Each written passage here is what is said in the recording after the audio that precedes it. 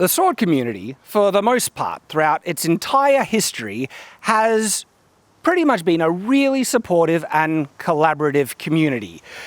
We have responded to back and forth, time to time, disagreeing, but one of the kind of tones that you'll notice through most of these disagreements was an acknowledgement that we still like each other, even not like, we respect each other, the content they're making, and we kind of just want to add to the discussion, even if we're vehemently disagreeing. And we've been doing this for a while, so much so that things do evolve. There's been some falling outs. Matt Easton disassociated with me because I have very religious and conservative viewpoints I share on Night's Watch. Skylar Grimm doesn't like me or our content.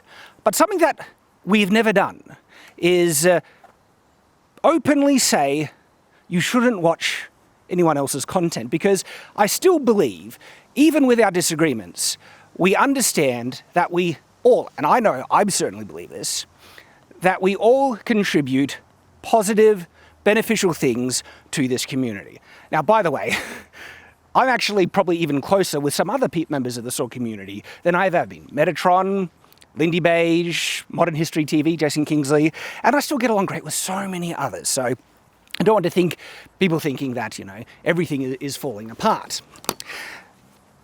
This standard that has been maintained, this kind of respect and desire to build the community, has been really beneficial and positive, and it's something that I want to continue. But this is also why the recent video that Sellsword Arts released is particularly troubling, because in this video, not only does he say that he is encouraging people to not watch other certain content creators. But today I want to talk to you guys about what makes good sword content and who you should and shouldn't listen to. So how do you, the viewer, know when a presenter is worth listening to? He doesn't mention who, but it's pretty clear he's talking about us and a couple of others. I'll talk more a bit about that later. But not only does he say and encourage whoever watches him to not watch other members in the sword community, he outright says that people who do not practice the art should not talk about the art, meaning swordsmanship. If you don't do the art, you cannot talk about how to do the art. And to me, that is particularly aggressive and negative, so much so why I feel it's necessary to make this response. So, the first thing that we really should discuss or address is how do we know that he's, in a large measure, talking about us here at Shadiversity, and why in a video like this, it's particularly disingenuous to not be upfront and honest about who you're referring to. There are two main issues with not being open about who he's talking about in his video. The first one is that it muddies the water in regards to the community generally. There will be people who will come to his video and assume that he's talking about certain creators that he might not have actually been meaning or thinking about when he mentioned certain criticisms. And that's quite an issue, because it actually doesn't let the people who he might be referring to specifically to defend themselves. And I know for us specifically, there are criticisms he mentions in that video that are just flat out incorrect and false, which absolutely we should defend ourselves against those accusations if he was referring to us when he said them. And that's the second issue. By not being honest about who is talking about specifically, if people come to his video and assume that he's, say, talking about us, which many people have, by the way, they then will assume every single criticism in the video is referring to us, is a criticism against us, or anyone else that they assume he is referring to. And he might not have been actually thinking about certain people in certain criticisms. But because a good portion of people who watch his video think it's a direct attack against us, for every single point of criticism he raises, we need to defend ourselves against every single thing he mentions and assume that every single point is something against us. But it also, again, when I say it muddies the water, he kind of throws most popular sword content creators online under the bus. The other issue is that there are very few people who are popular swordsmanship creators who do a lot of fencing. Was he referring to Scarlegrim, Metatron, Lindy Beige, anyone that he personally didn't recommend? Or was he primarily focused against us here at Shadowversity? That's what I mean when I say he needs to be clear about who he's talking about when making a video such as this. You need to be honest and upfront, and I get the impression that he was avoiding mentioning anyone by name, and I could be wrong about this, to have a veil of plausible deniability that if anyone that actually wants to respond against certain criticisms, he could say, I wasn't referring to them specifically. How do I know in a large portion of his video he was referring to us?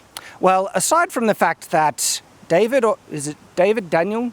David. Aside from the fact that David has been making regular passive-aggressive kind of snipes against many other content creators in his short contents for a while now. When I look at the landscape of what's popular in swordsmanship on the internet, it's always, let's try and make a giant anime sword work. Does double-bladed swords work? Does reverse grip work? What about this weird technique? And it's depressing, honestly. He has also mentioned criticisms specifically against us. This was in response to a comment of someone mentioning us. So aside from the fact that many of the things that he mentions, that we like to use foam swords in our tests, but then other false assumptions that he kind of is referencing against us that we will address, it's pretty clear that, yes, he is talking about us for a large portion of the video, hence why we should defend ourselves, because not only is a lot of his claims completely false, he is actually guilty of nearly every single criticism he raises in his video. And my position is, and this is something I've maintained through the entire history of my channel, more people talking about how awesome swords are, including knights, castles, everything on the channel, sorry, not on the channel, on the platform, the better. It is a net positive. Even when people get things wrong or they disagree with them, by people watching content that you might not like or that you might disagree with, it does give a higher chance that they'll find your content, okay? I've held that stance way back. Even, I remember when I first responded to MatPat, he had a video, Knights versus Vikings versus Samurai. There were some people in response to that video saying that he should not be talking about those things, and I felt that was particularly negative. And my response was, let him talk about whatever he likes to talk about. Okay, we should not be trying to shut down other people talking about these awesome things. It's a positive, and it just gives chances for people to be introduced into the awesome interests that we have, swords, castles, and everything. So for myself, I don't see many circumstances at all where someone should feel censored or feel a lack of freedom to expressing or even teaching something that they currently believe to be factual. If you don't do the art, you cannot talk about how to do the art. So this is not me saying anyone should stop watching Sellsword Arts David's content. I actually think a lot of his content is really interesting, okay? Introducing people to historical swordsmanship from his perspective. But that doesn't mean he gets everything right. In actual fact, when I say he's guilty of nearly every criticism that he mentions, we're going to be sharing a specific video, specifically his basically reply to us on the double-bladed sword. There has been much talk on the internet about the double-bladed sword. So I think the problem that we see when people are trying to justify this is they do test cuts on inanimate objects, or they spar with foam.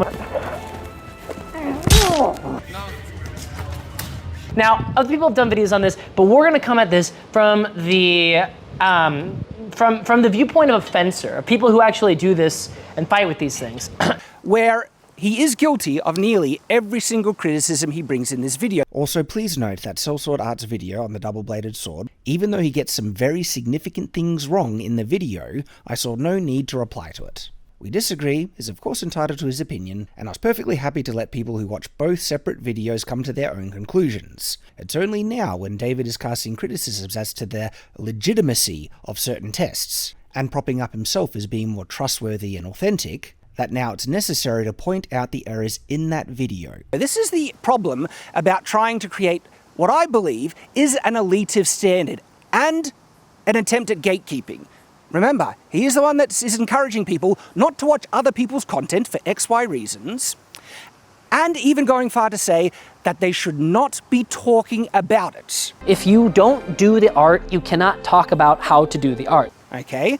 If you set that standard, that's you saying that people should not actually trust you or watch your content because, David, you are guilty of this as well, and we will share very clear, undeniable examples from his double-bladed sword video where he does this. Sellsword Arts video boils down to a number of key criticisms that I'm going to outline here, and then we'll address point by point.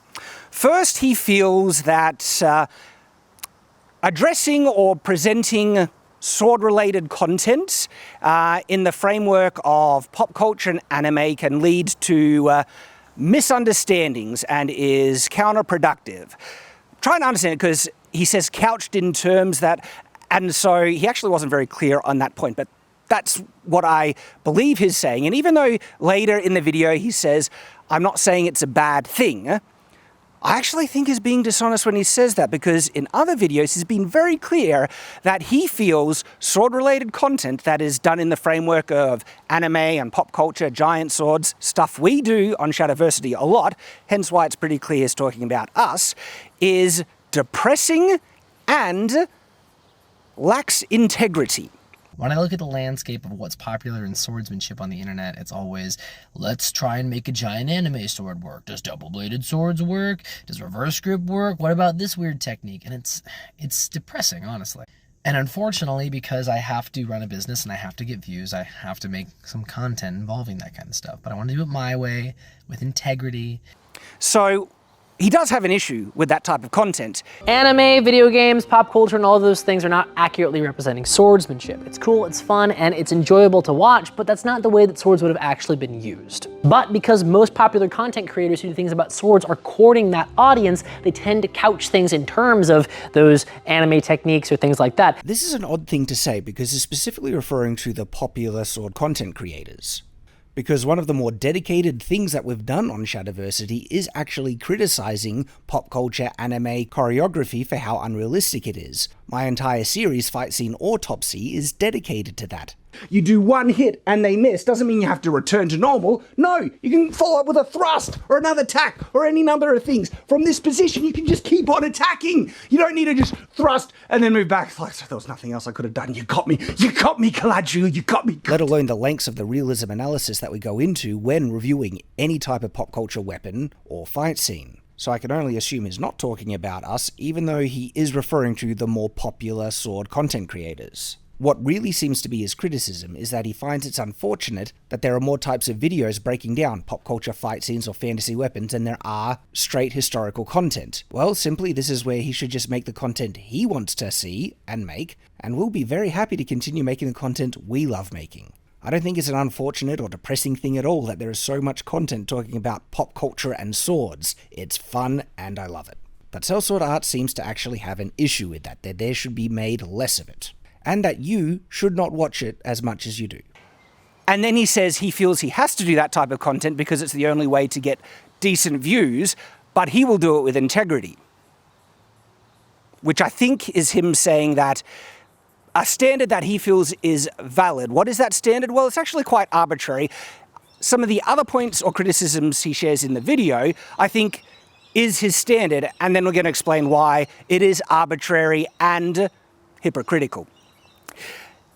He says that they need to be using proper gear and steel swords. And if you don't use steel swords, well, in the video he says less validity or something along those lines because he knows he's used foam swords in his tests. Although, in previous comments, before he realized that there are sometimes you need to use foam swords, he says that tests with foam swords are basically useless. There's the exact wording right there. So he has come to realize that, no, there are times when foam swords can actually give legitimate, valid information, only if you acknowledge it. And if you don't acknowledge it, it seems like everything that is used or taught with foam swords are less reliable.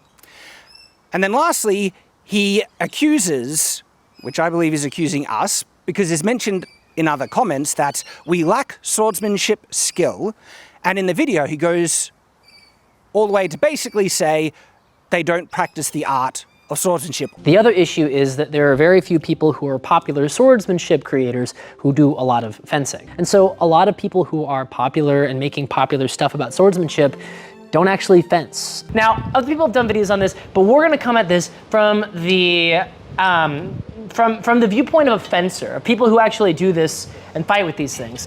Which seems to be enough to his standard that he feels would make someone qualified to share informed opinions. So, I think the first thing we should address in those criticisms is what type of experience we have here on Shadowversity in regards to swordsmanship, weapons, and history combat in general. Nate. Shad. So, Sellsword Arts' recent video is casting proposing a contention about what it truly means to practice the art of swordsmanship in such a way that grants proper authority to talk about swords in a legitimate way that can be trusted. And he does basically say that we do not have that required experience. Not just us, but yes. Yeah, I mean, that's the problem about not being specific who he's talking to, because was he referring to Scalagram, Metatron, Lindy Bay? Yeah. Or, I mean, the other that is upcoming... the thing. Yeah. I mean, David, I'd love your content. Like, I truly do. I've been watching it since you and Wade, I believe, were in the studio just filming you guys doing stunt fighting. It was good stuff. It still is. But I don't agree with your recent video. Man, I'm so sorry. But experience-wise, like, we do have experience, though not a lot of us are active practitioners. Well, when you say active practitioners, we're not actively attending, say, a Hema club, which seems to be the standard that he feels people need to do to be legitimate, when we actually actively practice with swords weekly. We do here, Yeah. yes. And you've got 20 years of swordsmanship experience, couched in martial arts experience. That's true. And what I find problematic about him proposing such an arbitrary standard that he clearly qualifies to, because that's the standard he's proposing, right? It invalidates so many other forms of medieval swordsmanship practice, right? Now, I could do the same. I could set an arbitrary standard that falls into my own qualifications. Like, if people have not gone to Japan to study kendo and see real historical Japanese swords, they're going to be less informed and less trustworthy whenever they speak about the katana. I wonder if David has that experience I have. There are many other types of experience that I'm confident enough to say that we perhaps have that he doesn't. We use a very wide range of weapons here, not just swords. Spears, halberds. I've had experience with multiple different weapons, sword and shield, and we do not only a heck of a lot of cutting, we have handled such a wide variety of different functional swords that gives us a pretty more unique perspective on how swords handle in their various different types and ranges, right?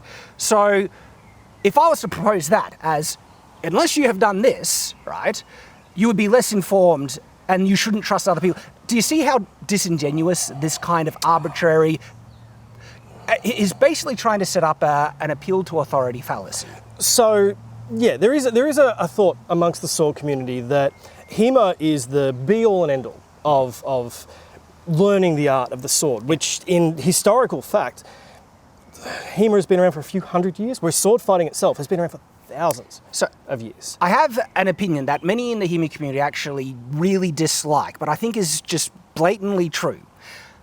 The treatises are an invaluable resource. Absolutely. I think they are amazing, but I also feel that they more likely represent a smaller minority of the way historical swordsmanship was done historically, because most people didn't learn swordsmanship historically from a treatise or from a master. No, that's true. They had their own master, but a lot of the time the treatises came about in the Renaissance period when it was a lot of dueling. So it's same weapon versus same weapon compared to majority of history where you're taking a sword to use as some form of an advantage. Yeah. So it'll be on the battlefield or to protect yourself against other types of opponents. Dueling same weapon versus same weapon, although big from the Renaissance on, wasn't really the standard and hasn't been the standard for a lot of history. A lot of In fact, we could more safely assume most people historically learnt swordsmanship by picking it up and trying to figure it out, practicing with partners, and getting instruction from someone who is more informed, not necessarily from what they would consider a master or is teaching a very specific style. And it's an assumption, but I'd say that's a pretty good assumption. Pretty good assumption. And I'm not trying to invalidate the value in Hema. I actually think Hema should be broadened to accept and acknowledge other forms of swordsmanship practice, especially Viking reenactment, things that It's a lot of living history. Yeah, exactly, things that have been developed in Society of Creative Activism. There's a thing called, was it the hook shot? But it was a specific maneuver that they discovered, Yes, whipping getting and around a hooking. shield. But there was criticism from the Hema community saying that's not in the treatises, so it shouldn't be considered historical. There is, and that is the problem, that basically to do Hema, it has to be historical. And by historical definition, for Hema definition, it needs to have been written down. And there's so much sword fighting before any of this was written down. And I kind of approach this terminology from the more layman, common usage of the word historical. Historical, for most people, means the past. Yes. Yeah. And the other side to this is that people can develop incredibly good swordsmanship skill outside of Hema, and this has been acknowledged. Matt Easton, he mentions a specific example of a LARPer who comes to Hema tournaments and usually wins. Okay. There's a lot of example of Hema practitioners who go to things like HMB, which HMB, for those of you who don't know, full metal armor, absolute brawl. It's an all-in brawl. And the Hema practitioners, unfortunately, usually lose. They're not used to so many weapons, so many different lines of attack at the same time. And just, technique is out the window, I'm going straight at you, full ball. It's interesting. It's very interesting to see cross-pollination like that. Yeah, it's brilliant. But the point that we're making here is that Nate, myself, Tyrant, we all have different types of experience. In some cases, very broad experience. Nate in particular has done reenactment-related, sword-related practices for over 25 years, fighting with multiple weapons in multiple situation scenarios and types of armor. But it really does seem like Sellsword Arts is saying his version of practicing the art is studying Hema or going to a Hema club. He honestly believes we lack swordsmanship experience, and I think that's perhaps because we do not fight with a sword the way that he thinks is proper or valid, when in reality there's very likely a broad range of practical experience that we have that Daniel himself is very inexperienced in. One of my concerns about creating a standard, a very arbitrary standard, right, is that it then creates a sense of authority that certain people, and yes, David is one of them, thinks they're right because they practice the art more purely or in a better, more pure way than others. The specific example, and I mentioned we're going to be talking about this, is his double-bladed sword video. There were some very severe flaws and errors in that video, and we're going to be mentioning specifics. This isn't just me trying to cast aspersions and not backing up what we're saying, okay? It was so poorly done that many people in the comments referenced our video that we'd done previously. People still saw that, hang on, the sword they're using has got an incredibly narrow grip that's going to limit the leverage that you have on the weapon, and they're fighting with it like a sword, which he acknowledges in the comments that yes, they're fighting with it like a sword, not a spear or a polearm, which is the way we fought with it in our video. People brought up those concerns, and one of the more disingenuous and disappointing responses, and I've got the comment here, was David basically saying, I'm right because I'm a swordsman, without addressing any of the specifics. And that's my concern, because that's where creating a sense of authority leads to. I really strongly believe, and I've practiced this for my entire length of time on the internet, you never say you're right because of my authority, or an appeal, because that is the appeal to authority fallacy. So the way that you present anything correct, and the way that you address anyone to be incorrect, is not to say they are noobs or they don't have the experience, they're just wrong. You need to address the specifics and propose your arguments with the logic and evidence behind it. So yeah, the arbitrary standard thing, I generally believe anyone has a right to talk about how to do swordsmanship. That I 100% agree. So there's things in David's video that I have to say, I agree with you for the most part on things like not using LARP where available and if safe, specifically if safe, and using full steel, using armor, like if you can. It shouldn't be an absolute caveat, but if you can. But to say that it's invalid if you don't, or if you don't, if you're not an active practitioner, without going into detail, because Shad's already covered this, there's a lot that I'd love to talk about that. In fact, David, how about I hit you up on email? We'll organise a Zoom one time and we'll have a chat, because I feel like there's a lot that I would like to introduce you to, if you haven't necessarily been introduced to. It's not to invalidate any of your experience. I think you're an amazing sword fighter, to be honest. But I think you're missing a lot of the nuances. I came into testing the whip in combat thinking it was going to be a completely useless thing. And in that video, I mentioned it was far better than I thought, all right? We have proven our own biases wrong quite a lot.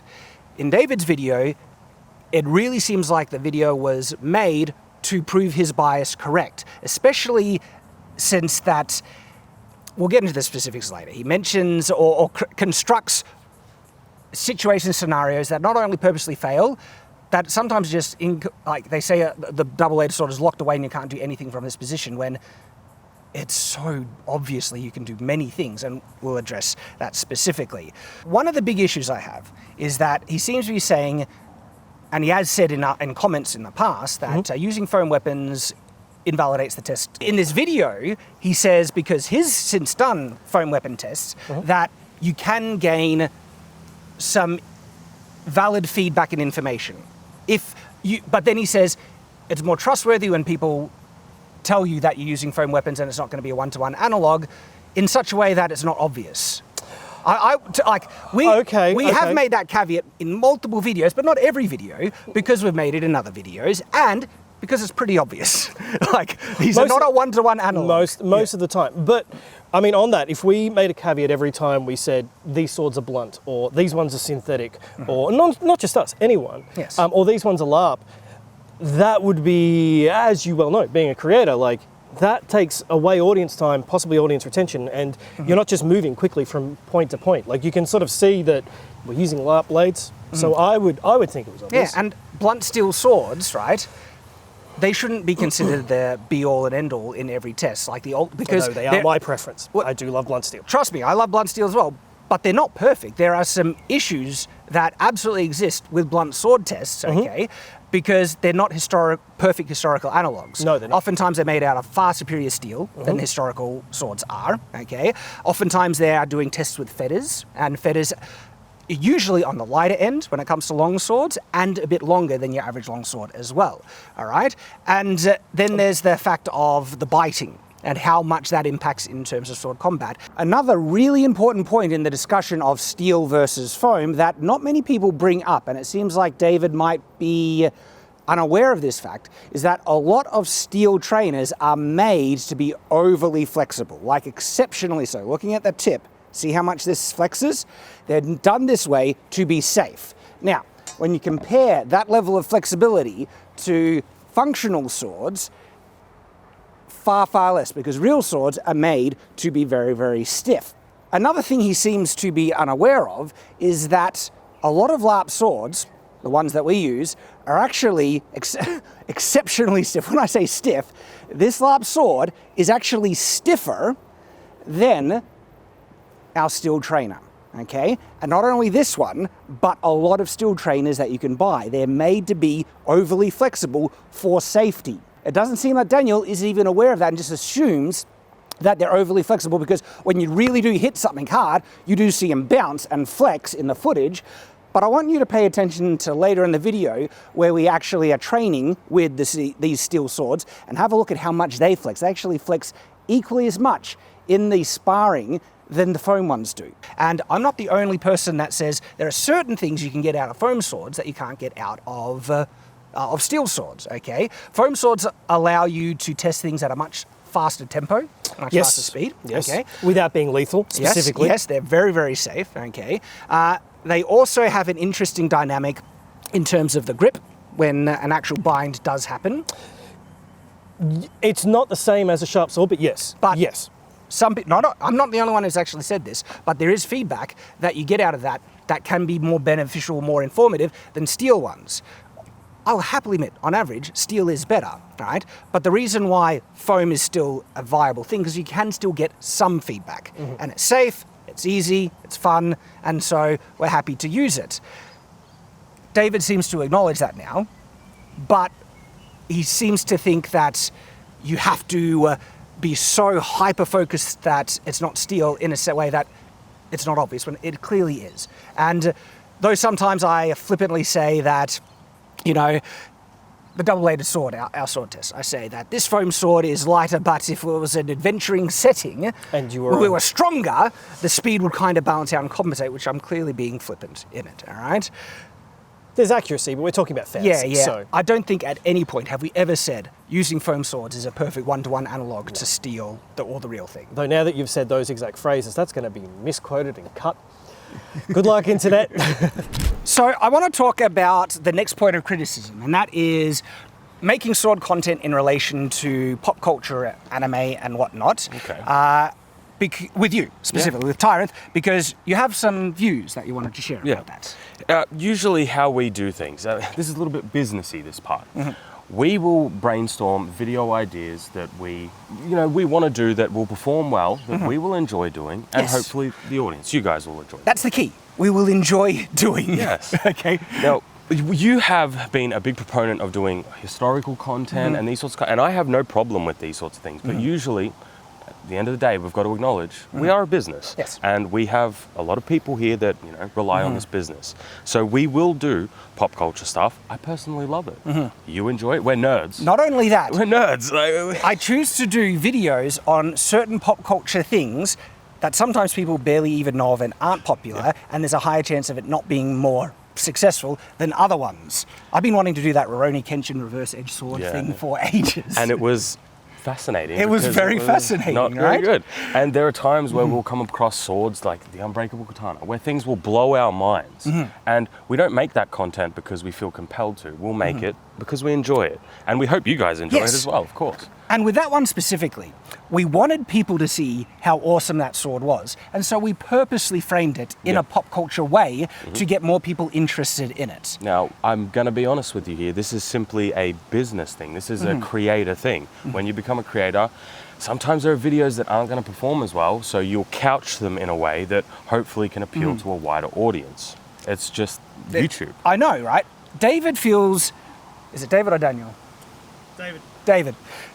He thinks it's depressing that dominates the sword discourse, and it's also lacks integrity. Well, if I'm being honest here, a lot of mainstream, I feel like that's the best way to describe it. Mainstream content revolves around us doing this. If we want to survive as creators, you have to do it. And I'm not going to complain because I enjoy doing it. And it's not to say that we don't do solid, just flat historical content. We do. Have a look at the castle videos we've been making recently. But sadly, they don't perform as well as the others. Now, we can argue all day about why or this or that, but the truth is they just don't. Yeah. The other thing is, right, even though you have been mentioning this is a business, right, I want to stress, I would be making this content probably if it didn't perform well anyway, because I'm a massive nerd. Usually in our personal lives, we will also do this sort of stuff because we enjoy it. Because we want to see what would Wolverine's claws actually like, and test those things. I freaking love giant swords. Exactly. And giant swords... Giant anime swords are wicked.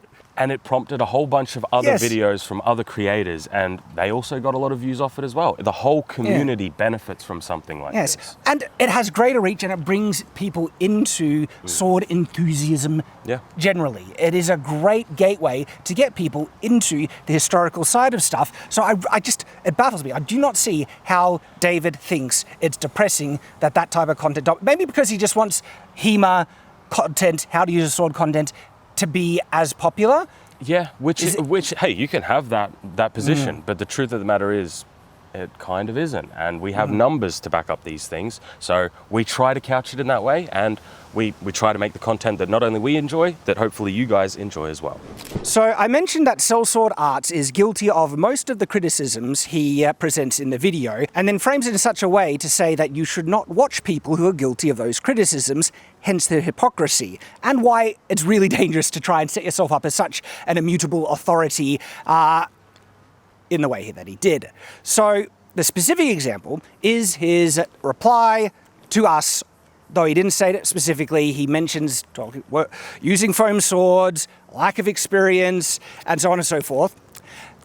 It's his double-bladed sword video. One of the primary criticisms, he says, is about using the wrong gear, okay? And that if you use the wrong gear, framed in the sense of foam swords, but he just says wrong gear as well generally, that will lead you to incorrect assumptions about your test.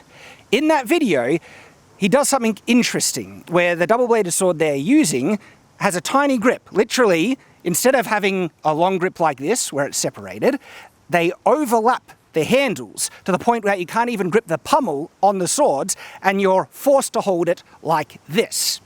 It's pretty darn obvious, and many people mention that in the comments, that if you had a larger grip, you would have performed better. And his response to it was to disagree, sometimes outright dismiss, but also say that increasing the grip would have no real effect. This is an assumption that would only come upon someone who has never tested in real life. In fact, we can prove it. It's difficult to understand how someone who claims to be a true swordsman, that practices the art in a much pure, legitimate way, would not understand the profound significance that leverage will give you on a weapon, especially a weapon that is admittedly heavier than normal. So to prove this, we have here, what would you call one of these? It's a weight gauge? Scale. All right. We have a scale here that will measure the force we can pull on this in kilos, and we will show you the amount of force that you can pull on this with the grip length that David has on their double-bladed sword. Remember, it cuts off the pommel. Their hands are basically side by side, right? Now, the one that I have constructed here actually has a wider grip than the ones in our initial video, because a wider grip, even wider than what we had, will offer even greater leverage to be able to maneuver this thing fast, okay? And so we probably won't even go to the full length of this one, but have a comparison between the grip they have, like so, compared to just the standard length grip we had in our first video, not even the full one. So the way to test this and show that we're actually not getting the benefit of torque, like you can usually, like having our greater torque, which is the distance from the lever point, right? We're going to keep the torque point exactly the same. Tyrant is going to be the one lifting, and the first grip will be like this. Second grip, like this. But don't move this hand, that's the key. So it is on 0. Ready? Yep. Now wider grip.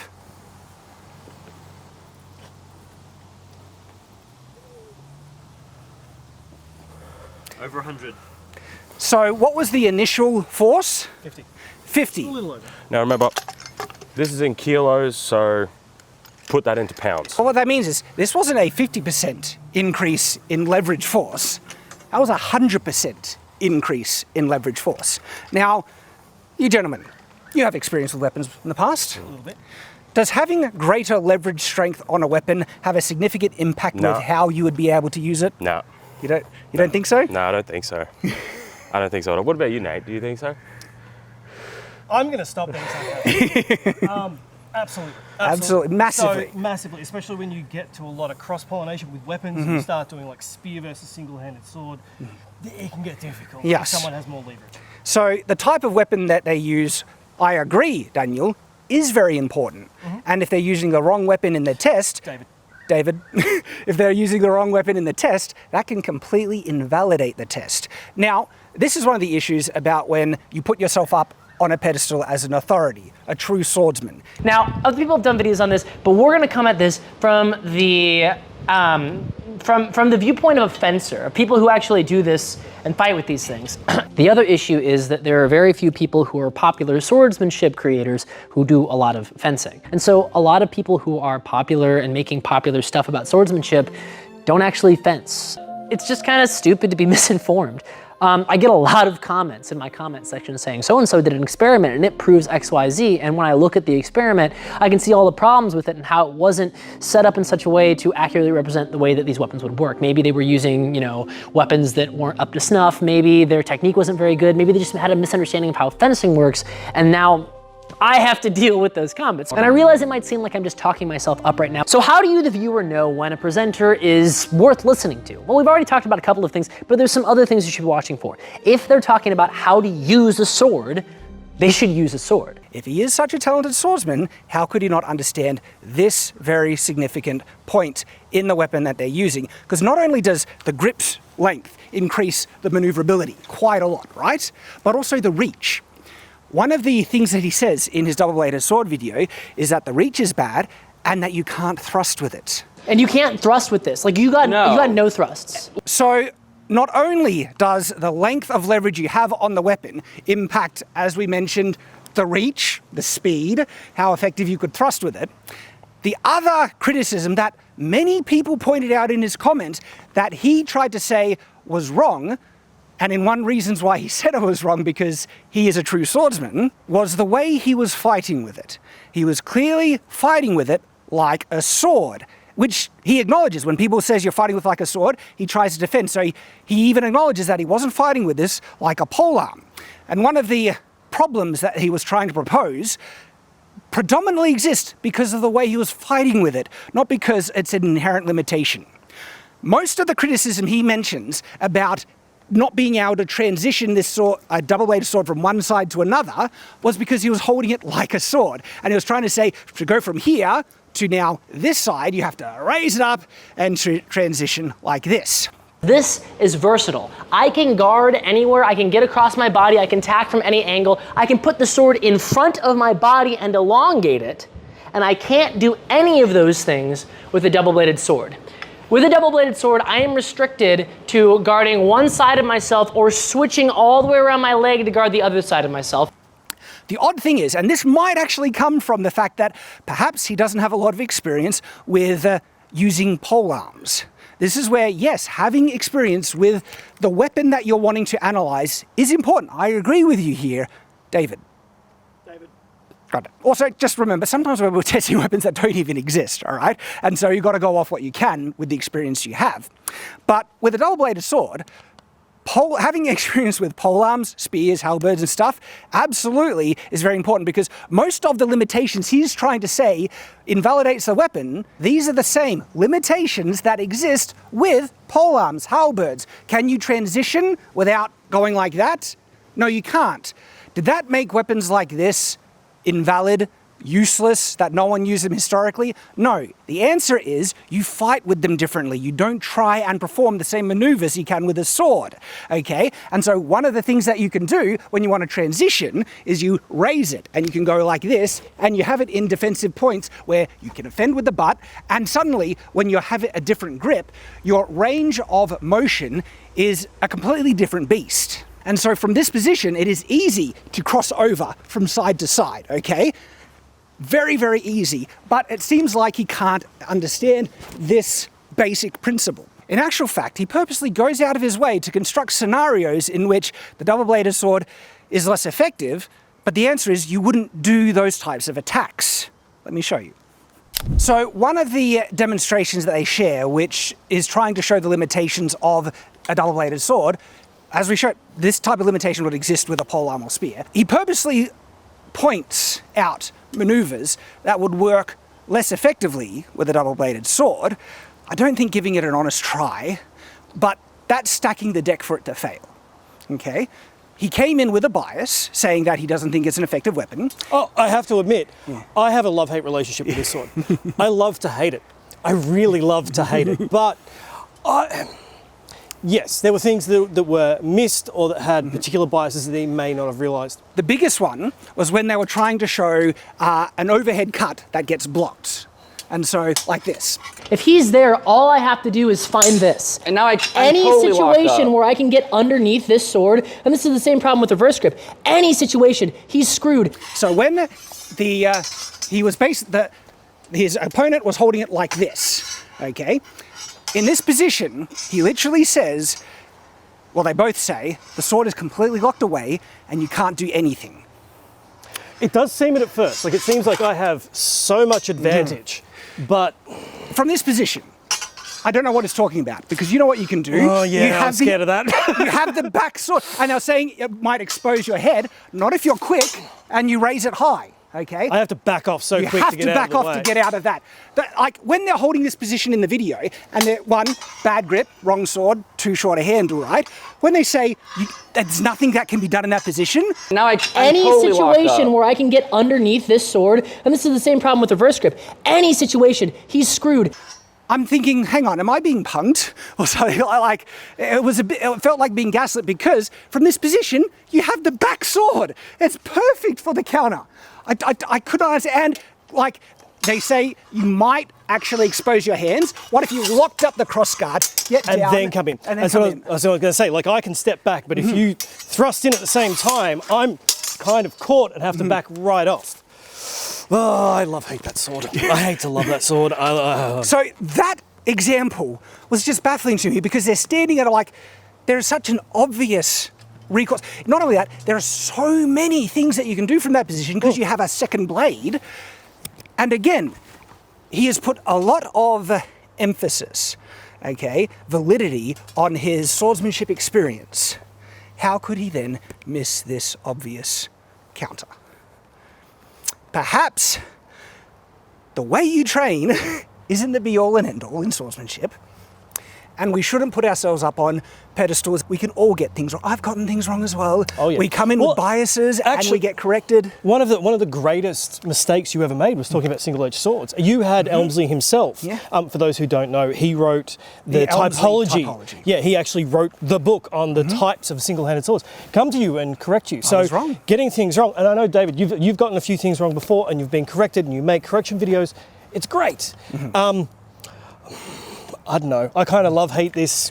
And it does definitely have some valid points. There's a couple Two of of them. other assertions he makes.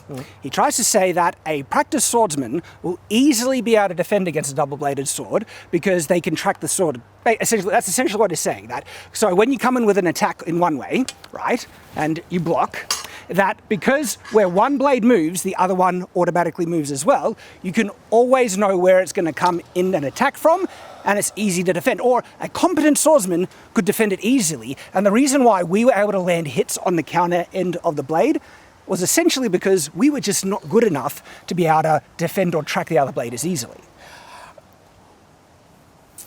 Did he say that? Well, I'll give the clip. With this, it's very easy to tell if his sword comes this way, the other sword must go that way. I know, like if he attacks there and he tries to attack somewhere else, I know where it's coming from because they're tied together, right? I could see this working really well against a very inexperienced fencer. Yeah. Because they're not going to be able to understand that it's tied together. Okay, I must have missed that point in the video. Okay. So, I actually want to test this with intent and speed. We have the safety equipment, because one of his other contentions is that steel, right, in this specific test, would render such significant results that would prove, and I'm paraphrasing, but this is what he was meaning when he says, you know, they were using LARP swords in their tests, that's why they got different results, right? He used that as a reason. We were being safe because, you know, we have different levels of armor. Like right now I'm in costume more than armor, even though I do have some armor on. Yes. But he honestly believed that using a steel sword would prove that it's an ineffective weapon versus if the LARP ones we use, the foam ones we use. I don't believe that, because even though foam swords are not perfect, they can be good enough to give you indications, point you in the right direction, what the results would be, even with steel, as David mentioned, because he's done tests with foam as well. Yes. All right. And I'm actually, like, that gave us enough insight as to the benefits of this configuration of weapon. I am confident to say that a steel version of this, you would get as many advantages as we found in the tests, and to prove it, we'll retest it, right? And if I'm wrong, I'm wrong. I'm not going in, I'm not trying to stack the deck against it. Well, no, we're going to give it a fair go. Well, that's something we do at Shadowversity. Like we go in with preconceptions, but we don't force those conceptions. And when we're wrong, in the tests, we are not only sometimes, we're happily surprised oftentimes, because it's sometimes, well, actually, maybe not always. I'm not always happily surprised. Sometimes I get grumpy. Today, I proved the exact opposite. It bothers me. But I want to show that in this position where you come in with an attack like this, okay, we're going to test, all right, how easy it is to track which angle this might be coming in from. That is so quick because you're here, the sword is withdrawn this much, but this one is already on the attack. Like, an attack with the second blade, in every instance, is twice as fast as re-attacking with the same blade. Yeah, because you're making an arc compared to just straight. But, David? Yes. Thinks a true swordsman would always be able to easily track it, and you don't get any real benefit out of it. So we'll test it. All right. This doesn't fit properly. I feel fat. Wait, I am fat. So first off, we're going to try and do some light kind of scenarios. Sure. Right? And just to see how easy it is to predict the back blade. Right? So they said from a strike that comes in like this, you can always predict where the back end is going to go. And so if I went...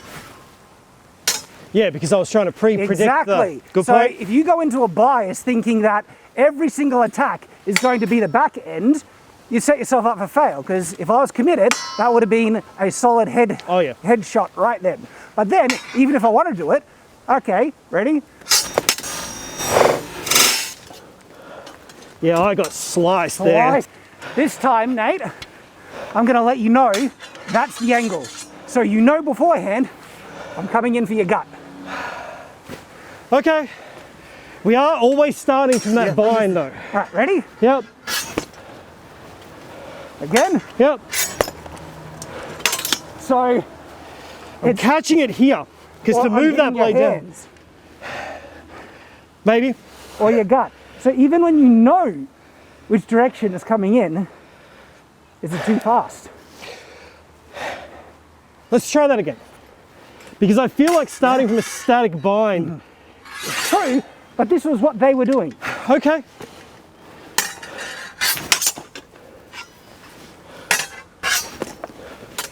Yep. Nah. Now you went low, but you saw that it was going in a I was different getting ready direction. for anything then. Yeah.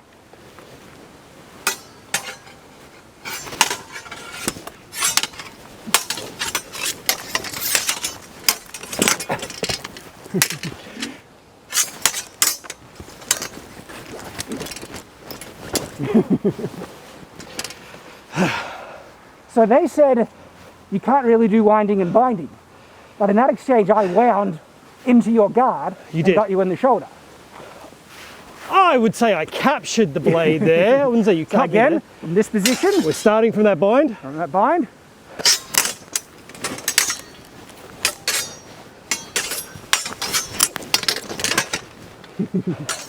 So I got his arm, but I lost the leg in the process.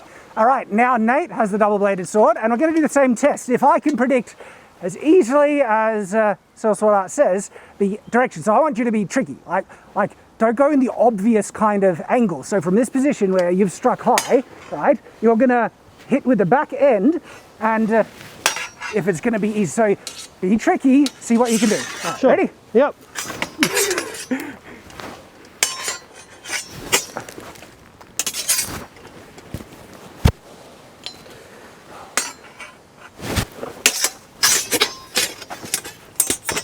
That was a stab. You hit me in the head, but that was a stab. I hate this thing.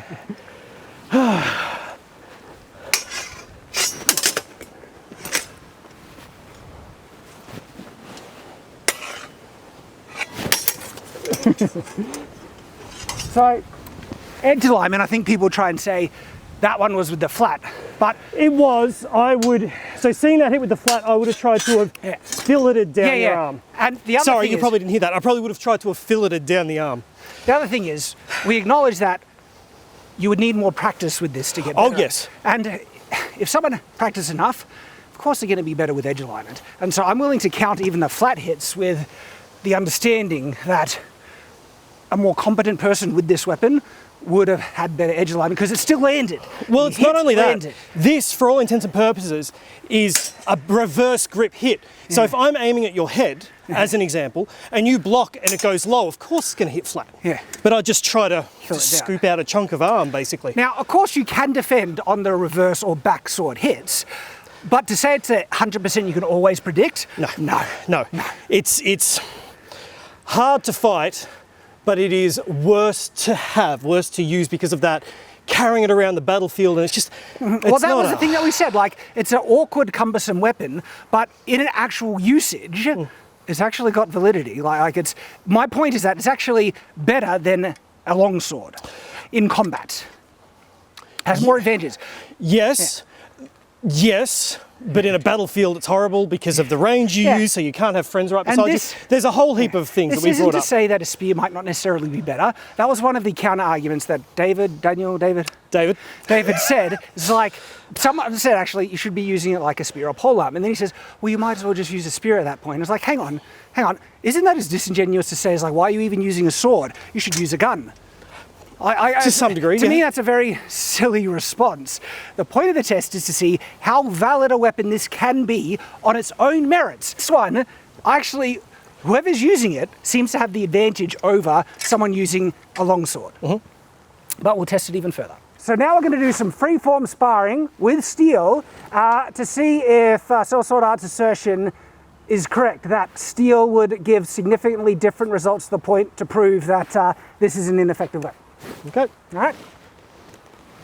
And, of course, I'm not going to be fighting with it like a sword. Okay? Yeah. This isn't a sword, it's a polearm.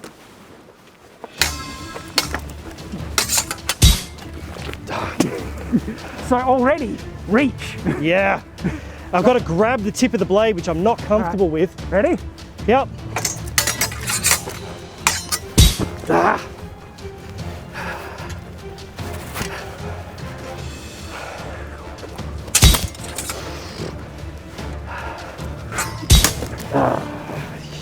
And you can't thrust with this.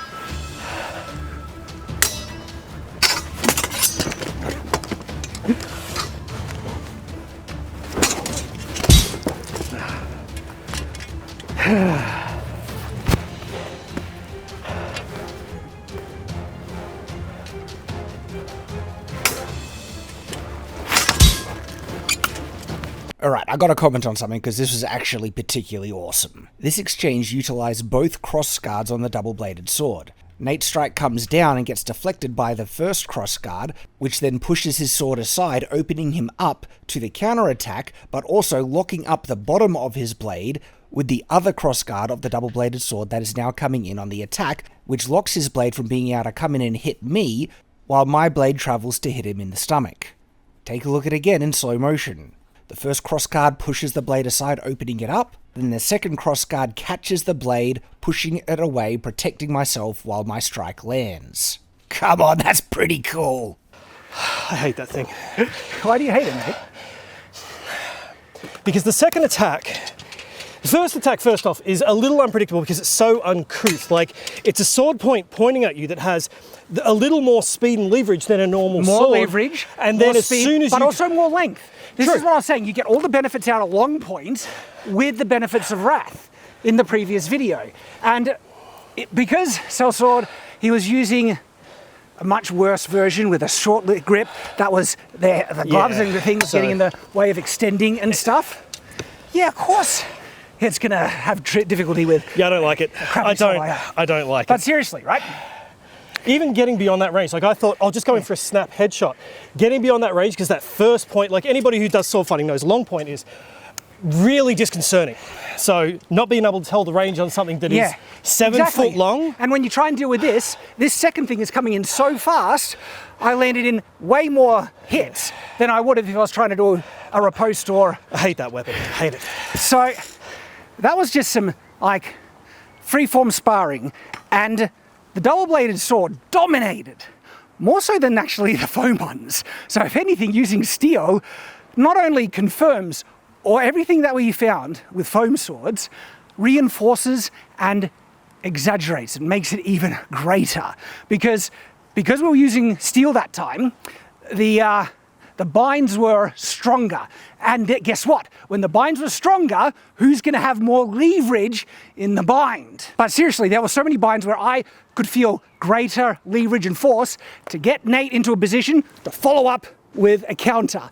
Really effectively and easily. So if anything, steel double-bladed swords were more effective. I hate that thing! So David's primary criticism against an unspecified amount of popular sword creators were that you can't really trust them if they use foam swords because it could lead to incorrect conclusions. And attached to that, that you need to be using the right gear, right type of weapons to see if the test is valid. So first of all, the test with our foam sword led us to the right conclusions, the foam double-bladed sword. The steel one just reinforced that. The steel one actually performed better. It dominated in our freeform sparring, okay? Which goes to show you, you can get valid conclusions when you use foam weapons. It was the same conclusion that we got. Now, I'm not saying that David will get the same results that we got when testing this. I have to be honest, like, at a point with this one specifically, he's shown that he has a pretty significant bias, and his first test was stacking the deck against it to reach a conclusion that he already had. There was a bit of confirmation bias happening there. So in this instance, I'm not sure how much I could trust his conclusions if he retested it, unless he actually showed some true legitimate, intent behind it and convinces you if you end up watching it, and he still might reach different conclusions, because that's the thing, right? His response to people getting a different conclusion, us getting a different conclusion to what he thought about double-bladed sword, was that we must have been just inexperienced, with swordsmen, that our test was invalid because it was foam and we weren't using the right gear. That's a very disingenuous response, because sometimes people can nail all those points, like we've shown here. We've used steel and all that stuff, and still have different opinions about it. The how you fight with it is a significant point, because you saw that we were fighting with this like a polearm, all right? Presenting the point forward, and that gave such significant benefit. Not trying to use it like a sword and try and have the transition size fight. No. You saw it. It was all elevated, and there wasn't an issue in many instances. But even then, if he reproduces everything that we did, he still might get a different result. And what that is, right? That doesn't mean that he's a worse sword fighter than us, and he's just to do it. He just might have a different opinion.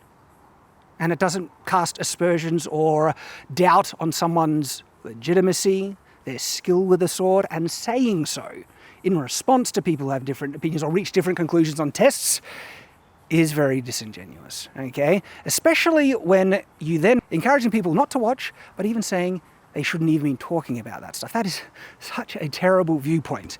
Second, the test that he did with his double-bladed sword was a very poorly constructed analog for one that would give more valid results. So he's actually guilty of that criticism that he is proposing. The next criticism he raises is that couching things in terms of pop culture can lead to, was he saying like incorrect assumptions? He was very unclear about that point, but he does it too. He, does pop culture related content as well. And it's not depressing at all. It's fun, okay? And in terms of doing it with integrity, was that what he said? We try and frame things to see how realistic things would be within our own means. Sometimes it's goofy, giant swords, okay, we understand they're not real, but we want to see if you could use them, what it would be like. The next criticism is that not having the right experience, being a true swordsman, will lead to incorrect assumptions when he actually seemingly does not have real experience with spears, polearms. He does say he's dabbled in spears, which is clearly not extensive, but he has no experience in fighting with a proper double-bladed sword with a proper length grip. But he still went and made conclusions, very definitive conclusions based on that. So what were the primary things in the video? Experience, anime, foam, and gear. So David is guilty of each one of those criticisms, using the wrong type of sword for the test mentioned, still doing, pop culture stuff, and not having enough or correct experience in the test himself. The issue is, because for me, people can have different opinions. They can do tests that I think are invalid. I would never say you should stop watching them or that they shouldn't be speaking about that. That's the standard David is pushing. According to him, you should not be watching his own content because he is an unreliable source in this instance. But that's the charity I want to give him, that he doesn't seem to be extending to many of the people he is throwing under the bus here. Remember, he not only said you shouldn't watch them, people who do not practice the art should not be talking about the art. How much practice does he have in spear, halberd, two-handed swords with the right length grip? But I would never say he can't talk about it as a result. So please, let's try and encourage the standard that we have had in the sword community for a good long while. Never say you shouldn't be watching X, Y, or someone's content. Never try and gatekeep who can be allowed to even speak about it, making arbitrary standards on what grants legitimacy to one's opinion or anything like that. All of that is really silly and disingenuous. I want you guys to keep watching Sellsword Arts content, okay? I want you to watch stuff that you like. Anyone talking about swords online, let them have fun, because when we start to make arbitrary standards of who you should and shouldn't watch, the danger is you might actually make those same mistakes, effectively saying that people shouldn't even watch your own content.